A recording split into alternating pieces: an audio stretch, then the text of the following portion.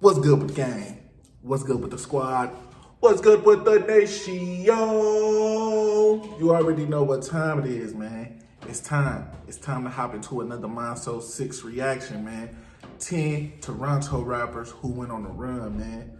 Hey, shout out to Toronto over there, man. Much love, much respect to y'all boys over there that's been tapping in with me, man. If you're new to the channel, don't forget to like. If you like the channel, man, don't forget to subscribe, man. So we about to tap into this, man. 10 Toronto rappers who went on the run. Let's get it. And I also want y'all to, you know what I'm saying, give y'all a opinion, show some love, show some respect, man. Just tap in with your brother, man. Let's get it. A lot of rappers in the city of Toronto manage to keep their head down and focus on making music, but others find themselves tangled up in the streets and end up on the wrong side of the law. So in this video, we'll take a look at 10 Toronto rappers who went on the run from police and go over a brief description of what they're wanted for. The rappers will be listed in the order of how long they spent on the run. Alright, let's jump right into it. Number 10. K-Money and Casper TNG are a pair of brothers from the Alexandra Park, EO area, and members of MG4L. They're arguably a few of the most talented rappers in Toronto right now, but are currently behind bars. On May 28th. Okay, so they currently behind bars. I just seen a video.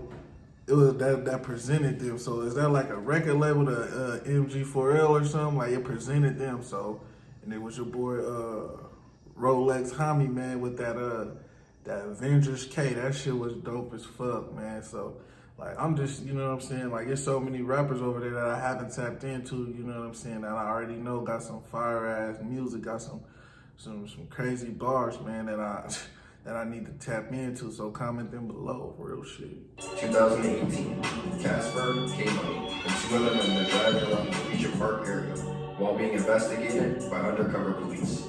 Damn. Eventually, a crazy being chased and sued through the streets of downtown. Hey, you motherfuckers ride, they get the bottom of Police this. fled and literally went on the run from police. The two rappers Oh, can be seen in man. the dash on foot, showcasing some impressive speed. Right.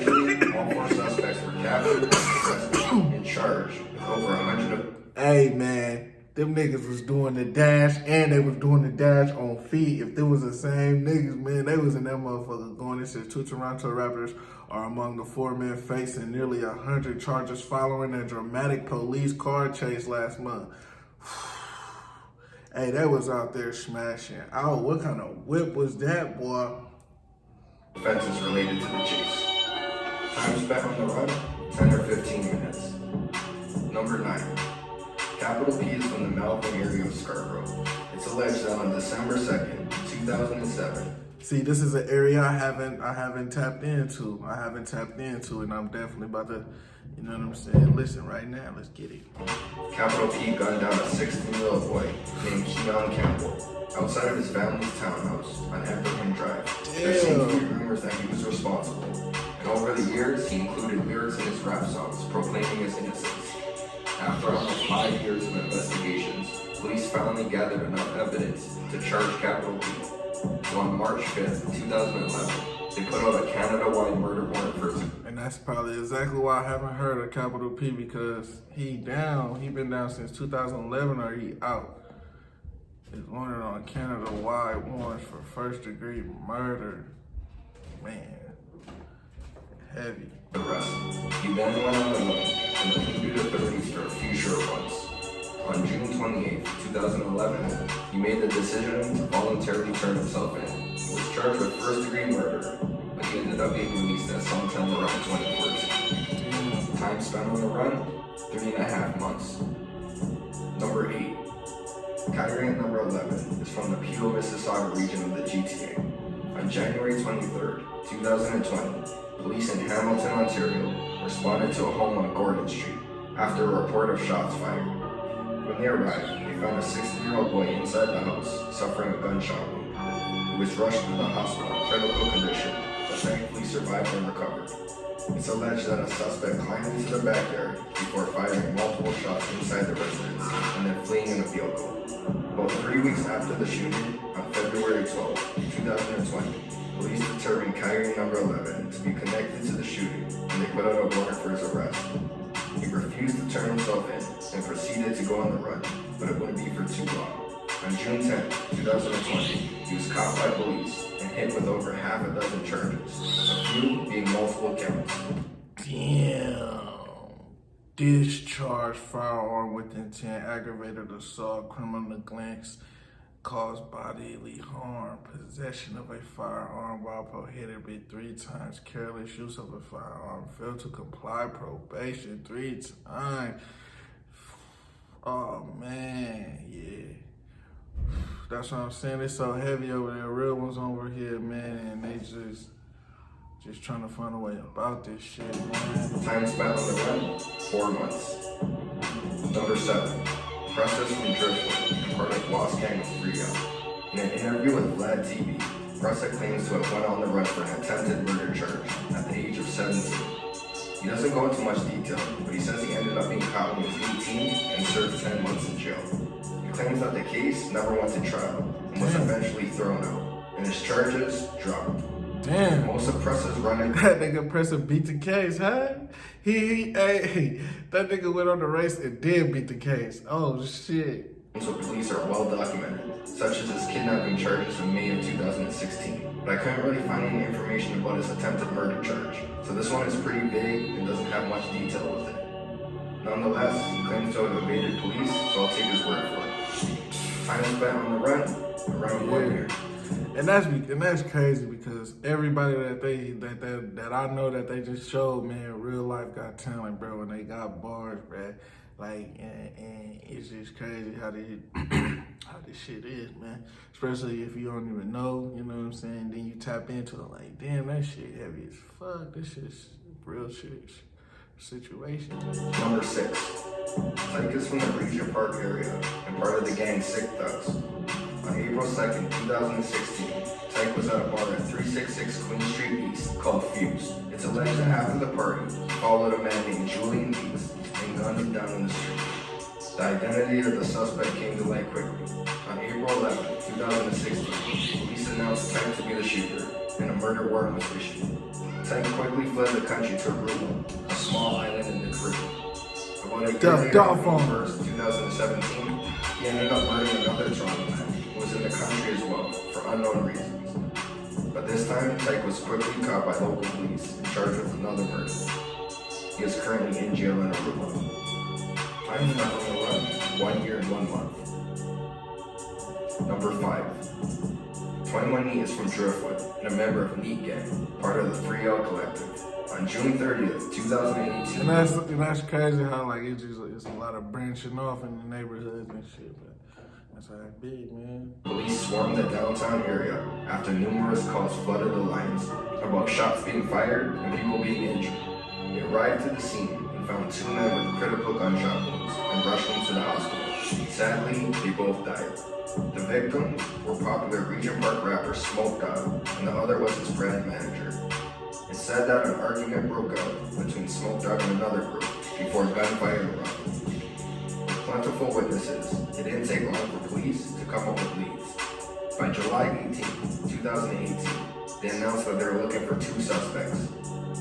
21 Neat was identified as the alleged shooter, and now the subject of a countrywide warrant for 2 counts of first-degree murder.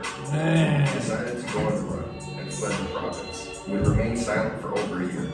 On July 4, 2019, police raided an apartment in Burnaby, British Columbia, as part of a kidnapping investigation and ended up arresting 3 men. One of them was 21 Neat.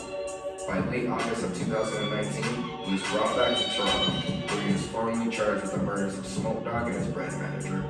Time spent on the run, 1 year and 1 month. Number 4. YG is also from the Driftwood area and part of Lost Gang and 3L. On June 1st, 2016, police rushed to a complex in Jamestown, Rexdale, after frantic calls about a man suffering gunshot wounds. On arrival, they found 20-year-old Nathan Lane in critical condition. They rushed him to the hospital, where he barely survived. Presently, he's in a wheelchair. The shooting was caught on camera, with a man casually walking up to the victim and shooting him at close range. The video quickly led police to 2 suspects. And on June 2nd, just a day after the incident, He tried to pull out the bag on him, though. He pulled it out They issued an attempted murder warrant for an individual who turned out to be YG. The second suspect was also identified and ended up being caught a year later on March 8, 2017. YG continued evading police.